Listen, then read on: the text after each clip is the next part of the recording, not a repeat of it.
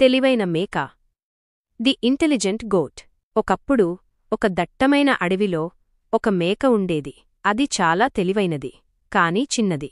అదే అడవిలో ఒక దుష్ట నక్క కూడా ఉండేది. ఆ నక్క చాలా రోజుల నుండి ఆ మేకను ఎలాగైనా తినాలని చూస్తూ ఉండేది.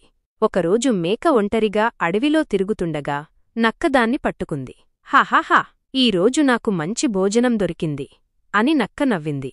మేక భయపడకుండా చాలా ప్రశాంతంగా తెలివిగా ఆలోచించింది. అయ్యో నక్కబావా, నువ్వు నన్ను తినవచ్చు, కాని నా కోరిక ఒక్కటే.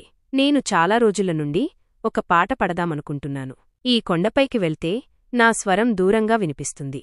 నేను అక్కడికి వెళ్లి గట్టిగా అరుస్తాను. అప్పుడు నువ్వు నన్ను సులభంగా పట్టుకోవచ్చు అని చెప్పింది. నక్కకు మేక మాటలు నమ్మశక్యంగా అనిపించాయి. సరే, వెళ్ళి అరువు, కాని వేగంగారా.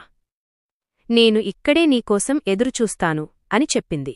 మేక వెంటనే కొండపైకి ఎక్కింది. అది గట్టిగా అరిచింది, కాని అది పాట కాదు. మేక కొండపైకి వెళ్ళి కాపాడండి, కాపాడండి అని గట్టిగా అరిచింది. దాని కేకలు సమీపంలోని పల్లెటూరివారికి వినిపించాయి. పల్లెవాసులు కేకలు విని మేకను కాపాడటానికి గబగబా కర్రలు పట్టుకుని అక్కడికి వచ్చారు. నక్కవారికి భయపడి అక్కడి నుండి పారిపోయింది. మేకను పల్లెవాసులు క్షేమంగా రక్షించారు. ఈ సంఘటనతో నక్క ఎంతో సిగ్గుపడింది. తను మోసం చెయ్యాలనుకున్న మేక తననే తెలివిగా మోసం చేసిందని అర్థం చేసుకుంది.